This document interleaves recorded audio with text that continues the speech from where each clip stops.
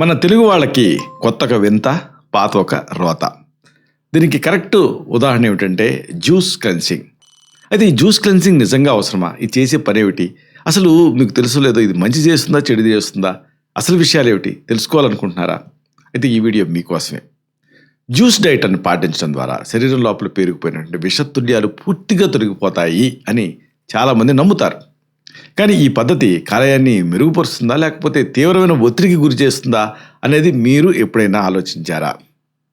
ఉపవాసాలు చేయటం వల్ల జీర్ణ వ్యవస్థ శుభ్రపడుతుందని ఒక సాధారణ భావన ప్రచారంలో ఉంది.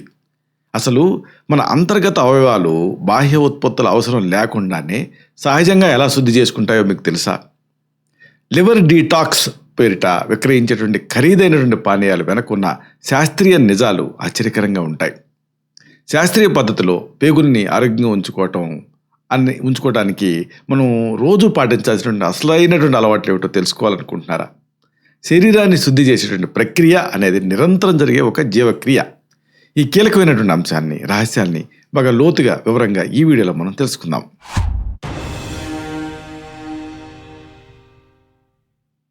మిత్రులారా నమస్కారం. నేను మీ డాక్టర్ చిరుమామిళ్ళ మురళీ మనోహర్. ఈ వీడియోలో చాలా ముఖ్యమైన విషయాన్ని తెలుసుకోబోతున్నాం. ఇదే జ్యూస్ క్లెన్సింగ్. అంటే రకరకాల జ్యూసులు తాగుతూ ఉంటారు. దీంతో శరీరం శుద్ధి అవుతుంది, క్లీన్ అయిపోతుందని అనుకుంటూ ఉంటారు. నిజంగా ఇది అవసరమా? అసలు విషయం ఏంటంటే ఇలాంటి జ్యూస్ క్లెన్సింగ్ తోటి లాభాల కంటే నష్టాలే ఎక్కువ. ఏమిటివి అంటే అసలు జ్యూస్ క్లెన్సింగ్ అనేది ఏం చేస్తుంది? దీంతో ఎలాంటి ఇబ్బందులు వస్తాయి? లివర్ మీద ఇది ఎలాంటి ఒత్తిడిని ప్రదర్శిస్తుంది? ఈ ముఖ్యాంశాలని మీరు తెలుసుకోవాలి. ప్రపంచవ్యాప్తంగా లక్షలాది మంది ప్రజలు డీటాక్స్ పానీయాల కోసం కోట్లాది రూపాయలు ఖర్చు చేస్తున్నారు. కానీ వైద్యశాస్త్ర ప్రకారంగా ఇవి శరీరానికి మేలు కంటే కీడే ఎక్కువ చేస్తున్నాయి. నేటి ఆధునిక జీవనశైలిలో ప్రాసెస్ చేసినటువంటి ఆహారాలు, కలుషితమైన పర్యావరణం వల్ల కాలేయం అంటే లివర్, ఇంకా పేగులు అంటే గట్ లాంటి అవయవాలు తీవ్రమైన ఒత్తిడికి గురవుతున్నాయి. ఆయుర్వేద శాస్త్ర ప్రకారంగా శరీరంలో పెరిగిపోయే మలినాలని ఆమం అని అంటాం. సరైన అగ్ని లేకపోతే జీర్ణశక్తి లేకపోవటం వల్లనే ఈ సమస్యలు వస్తూ ఉంటాయి. నిజమైన శుద్ధి అనేది ఒక రోజులో ఏదో జ్యూస్ తాగటం వల్ల వచ్చేది కాదు. ఇది నిరంతరమైన ఒక ప్రక్రియ. అంటే నిరంతర ఆరోగ్యమైన అలవాట్ల ద్వారా మాత్రమే ఈ శుద్ధి అనేది సాధ్యమవుతుంది. ఇక ఈ వివరాల లోతుల్లోకి వెళ్దాం. శరీరంలో ఉండేటువంటి ఆ సహజ శుద్ధి యంత్రాంగం, దీని గురించి మీరు తెలుసుకోవాలి. మన శరీరం అనేది ఒక అద్భుతమైన యంత్రం. ఎక్స్టర్నల్గా జ్యూస్ క్లెన్సింగ్ లేదా ప్రత్యేక ఉపవాసాలు అవసరం లేకుండానే శరీరం తను తాను శుభ్రం చేసుకుంటుంది. ముఖ్యంగా కాలేయం అంటే లివర్ అనేది ఒక రసాయన కర్మాగారం లాగా పనిచేస్తుంది. ఇది రక్తంలో ఉండేటువంటి విషతుల్యాల్ని వేరు చేస్తుంది. అలాగే మూత్రపిండాలు అంటే కిడ్నీస్ వ్యర్థాలని వడపోస్తాయి. పేగుల ఇక ప్రత్యేకత ఏమిటంటే పేగులు ఆహారంలోని పోషకాలను గ్రహిస్తూ పనికిరాని పదార్థాలను బయటకు పంపించేస్తాయి మలం రూపంలో. ఈ వ్యవస్థలు సక్రమంగా పనిచేయడానికి మనం సరైనటువంటి ఇంధనాన్ని అందించాలి తప్ప వింతైన డైట్లతోటి వాటిని ఇబ్బంది పెట్టకూడదు. ఇక ఈ సందర్భంగా అసలు జ్యూస్ క్లెన్సింగ్, ఉపవాసాలు వెనుకున్న వాస్తవాలు ఇవి మీరు తెలుసుకోవాలి. చాలామంది జ్యూస్ క్లెన్సింగ్ పేరుతోటి కేవలం పండ్ల రసాలు మాత్రమే తాగుతూ ఉంటారు. పండ్లలో సహజంగానే చక్కెర అంటే ఫ్రక్టోజ్ అంటే ఫ్రూట్ షుగర్ స్థాయిలు చాలా ఎక్కువ ఉంటాయి. పీచు పదార్థం అంటే ఫైబర్ లేని ఈ జ్యూసులు తాగటం వల్ల రక్తంలో చక్కెర స్థాయిలు ఒక్కసారిగా పెరిగిపోతాయి. ఇది కాలేయం పైన అదనపు భారాన్ని పెంచేస్తుంది. అలాగే తీవ్రమైన ఉపవాసాలు చేశారనుకోండి, వీటి వల్ల శరీరానికి అందాల్సిన అవసరమైన ప్రోటీన్లు, కొవ్వులు అందవు. ఎందుకంటే మనకి ఆ 60-20-20 రూల్ అంటారు. అంటే 60% కార్బోహైడ్రేట్స్, 20% ఫ్యాట్, 20% ప్రోటీన్స్ ఉండాలి. ఇవి అందవు. దీంతో ఖండాలు బలహీనపడతాయి, జీవక్రియ మందగిస్తుంది. బరువు తగ్గటం అనేది కేవలం నీటి శాతం తగ్గటం వల్ల జరుగుతుంది తప్ప అది నిజమైన కొవ్వు కరగటం కాదు. సరే, ఈ సందర్భంగా మరి ఏం చేయాలి అంటే నీటి వినియోగం పెంచాలి. హైడ్రేషన్ ప్రాముఖ్యతని మీరు తెలుసుకోవాలి. ఈ శరీర ప్రక్షాళనలో నీరు అనేది చాలా కీలకమైన పాత్ర పోషిస్తుంది.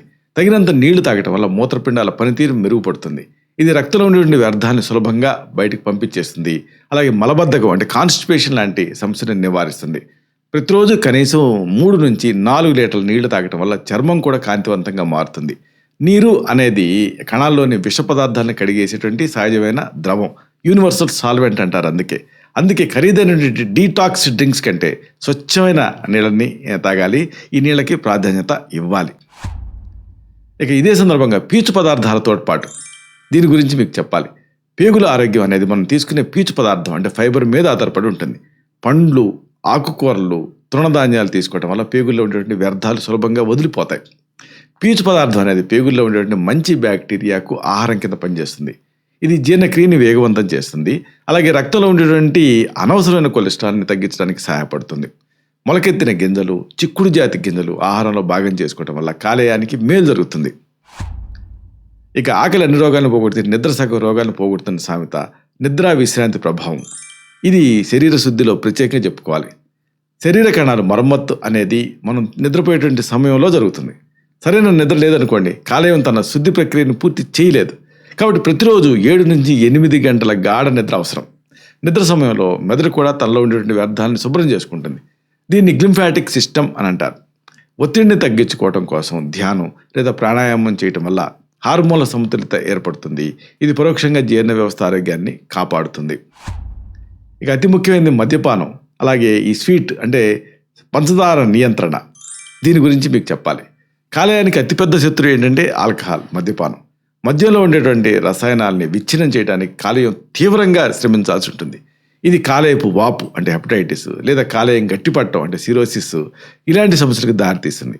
అలాగే ఎక్కువగా పంచదార తీసుకోవడం వల్ల కాలేయంలో కొవ్వు చేరుతుంది అంటే ఫ్యాటీ లివర్ తయారవుతుంది. ప్రాసెస్ చేసిన ఆహారాలు, ప్యాక్ చేసిన జ్యూసులకి దూరంగా ఉండటం వల్ల కాలేయం తన సహజ సామర్థ్యాన్ని పెంచుకుంటుంది. ఉప్పు వినియోగాన్ని కూడా తగ్గించడం వల్ల రక్తపోటు కంట్రోల్లో ఉంటుంది. ఈ సందర్భంగా ప్రోబయాటిక్స్ పాత్ర గురించి మీకు చెప్పాలి. అంటే మన పేగుల్లో కొన్ని కోట్ల సూక్ష్మజీవులు ఉంటాయి. వీటిని గట్ మైక్రోబియోమ్ అంటారు. పెరుగు, మజ్జిగ ఇలాంటి పదార్థాల్లో ఉండే ప్రోబయాటిక్స్ పేగుల్లో ఉండేటువంటి మంచి బ్యాక్టీరియాని పెంచుతాయి. ఇవి రోగనిరోధక శక్తిని పటిష్టం చేస్తాయి. జీర్ణక్రియలో తలెత్తే గ్యాస్, ఎసిడిటీ లాంటి ఇబ్బందుల్ని ఇవి తొలగించేస్తాయి. పులియబెట్టిన ఆహార పదార్థాలు భారతీయ ఆహార సంస్కృతిలో భాగం కింద ఉన్నాయి కదా, వీటిని క్రమం తప్పకుండా తీసుకోవడం వల్ల పేగుల గోడలు ఆరోగ్యంగా ఉంటాయి. ఇక దీనికి అంటే లివర్కి హెల్ప్ చేసేటువంటి చికిత్సా విధానాలు మీరు తెలుసుకోవాలి. శరీర శుద్ధి కోసం శాస్త్రీయమైన ఆయుర్వేదపరమైన చికిత్సలు ఎంతో ప్రభావవంతంగా పనిచేస్తాయి. వీటిని కేవలం ఒక తాత్కాలిక ప్రక్రియగా కాకుండా జీవనశైలిలో భాగంగా చేసుకోవాలి. ఉదాహరణకు గృహ చికిత్సలు అంటే మీ ఇంట్లో మీరే తయారు చేసుకునే ఉన్నాయి. ఇంట్లో లభించే వస్తువులతోటే అద్భుతమైన ఆరోగ్య ప్రయోజనాలను వీటితో మీరు పొందొచ్చు. ఏమిటివి? ఒక కాంబినేషన్ ఉంది. అల్లం, నిమ్మరసం తాలూకు మిశ్రమం. ప్రతిరోజు ఉదయం గోరువెచ్చని నీళ్ళకి ఒక చెంచాడు అల్లం రసం, సగం నిమ్మకాయ కలిపి తాగాలి. ఇది జీర్ణక్రియను మెరుగుపరుస్తుంది. శరీరంలో ఉండేటువంటి విషతుల్యాన్ని తొలగించడంలో అద్భుతంగా పనిచేస్తుంది. అలాగే మెంతుల నీరు గురించి చెప్పాలి. 1 టేబుల్ స్పూన్ మెంతుల్ని రాత్రంతా నీళ్ళలో నానబెట్టి ఉదయాన్నే ఆ నీళ్ళని తాగాలి. నానిన మెంతుల్ని నమిలి మింగాలి. ఇది రక్తంలో చక్కెర స్థాయిని కంట్రోల్ చేస్తుంది. కాలేయంలో ఉండే కొవ్వుని కరిగించడానికి సహాయపడుతుంది. అలాగే మంచి అద్భుతమైన ఔషధం త్రిఫల చూర్ణం. రాత్రి పడుకునే ముందు 1 చెంచాడు త్రిఫల పొడిని గోరువెచ్చని నీళ్ళతో తీసుకోవాలి. ఇది పేగుని శుభ్రపరుస్తుంది, మలబద్ధకాన్ని నివారిస్తుంది. ఇక లివర్కి కాంప్లిమెంట్ చేసేటువంటి చక్కటి ఆయుర్వేద చికిత్స ఉంది. ఆయుర్వేద ప్రకారంగా శరీర శుద్ధికి పంచకర్మ చికిత్సలు ప్రాధాన్యత ఇస్తాయి. ఉదాహరణకు నిదాన పరివర్జనం అంటే ఏమిటి? అంటే కాజుని కనిపెట్టి వదిలేయటం. వ్యాధికి కారణమైనటువంటి ఆహారపు అలవాట్లని, జీవనశైలిని వదిలేయాలి. రెండోది ఏమిటి? శమన చికిత్స అంటే పెరిగిన దోషాలని అంటే వాతపిత్త కఫాలని ఆహారం, ఔషధాల ద్వారా సమతుల్యం చేయడం అవసరం. అన్నిటికీ మించి శోధన చికిత్స అంటే వమన విరేచన ప్రక్రియలు. వీటి ద్వారా శరీరంలో ఉండే మలినాన్ని బయటకు పంపడం జరుగుతుంది.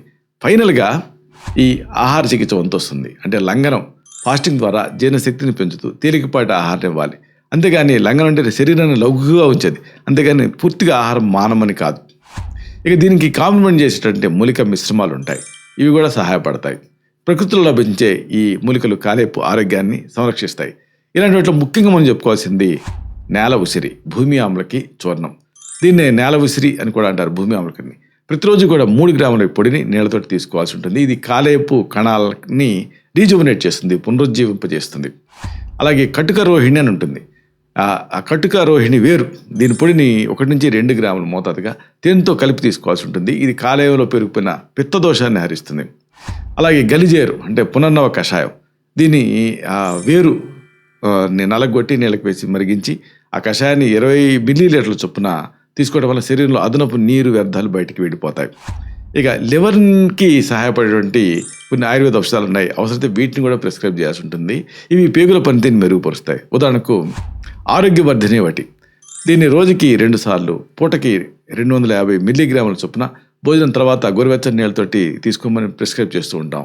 ఇది కాలేయపు వాపును తగ్గిస్తుంది, హెపటైటిస్ని. అలాగే రక్తహీనత అంటే ఎనీమియా లాంటి సమస్యలు కూడా ఇది నివారిస్తుంది. అలాగే కుమారి ఆసవం అని కలబందతో తయారయ్యేటువంటి ఔషధం ప్రిస్క్రైబ్ చేస్తూ ఉంటాం. 15 నుంచి 20 మిల్లీలీటర్ మోతాదుగా సమానంగా నీళ్లు కలిపి భోజనం తర్వాత తీసుకోవాల్సి ఉంటుంది. ఇది కాలేయం అలాగే ప్లీహం అంటే స్ప్లీన్ పనితీరుని మెరుగుపరుస్తుంది. ఇక బాగా ఫేమస్ ఈ లివ్ 52 టాబ్లెట్స్. రోజుకి 2 సార్లు భోజనం ముందు దీన్ని ప్రిస్క్రైబ్ చేస్తూ ఉంటాం. ఇది కాలేయాన్ని రసాయన దుష్ప్రభావాల నుంచి రక్షిస్తుంది, ఆకలిని కూడా పెంచుతుంది. ముగింపుగా ఒక ముఖ్యమైన మాటని మీకు మనవి చేయాలి. శరీరాన్ని శుద్ధి చేయడానికి జ్యూస్ డైట్లు లేదా వింతైన ఉపవాసాల కంటే సమతుల్యమైన ఆహారం, సరైన నిద్ర, తగినంత నీళ్లు తాగటం అనేది ఒక సహజ సిద్ధమైన అలవాట్లే మీకు నిజానికి మేలు చేస్తాయి క్లీనింగ్కి. కాలేయం, పేగులు తమ పని తాము సమర్థవంతంగా చేసుకోవటానికి మనం సహకరించాలి తప్ప కఠినమైన పద్ధతులతో, వింతైన పద్ధతులతో వాటిని ఒత్తిడికి గురి చేయకూడదు. ఆరోగ్యం అనేది క్రమశిక్షణతో కూడినటువంటి ఒక జీవనశైలి తాలూకు ఫలితం. ఇలాంటి మరిన్ని ఇన్ఫర్మేటివ్ వీడియోస్ కోసం ఈ ఛానల్ని సబ్స్క్రైబ్ చేసుకోండి. అలాగే ఈ వీడియోలు అప్లోడ్ అవడంతోనే ఆ విషయం మీకు తెలియాలనుకుంటే బెల్ బటన్ క్లిక్ చేయండి. అప్పుడు మీకు ఒక నోటిఫికేషన్ వస్తుంది. ఆ నోటిఫికేషన్ మీరు క్లిక్ చేస్తే ఆ వీడియోని మిస్ కాకుండా చూడగలుగుతారు. అలాగే ఈ వీడియో మీకు నచ్చిందనుకోండి, లైక్ చేయండి. అప్పుడు ఇది మరింత ఎక్కువ మందికి రికమెండ్ అవుతుంది. ఈ వీడియో తలకు పర్పస్ అనేది సర్వ్ అవుతుంది. అంటే అందరికీ ఆరోగ్యం మన అభిలాష, మన ఆకాంక్ష నెరవేరుతాయి. శతం జీవ శరదో వర్ధమానః, శతం హేమంతాన్ శతం వసంతాన్. 100 శరత్తులు, 100 హేమంతాలు, 100 వసంతాలు వర్ధిల్లుతూ జీవించండి. Stay healthy, stay happy, be positive, keep smiling. Love you all. Subham.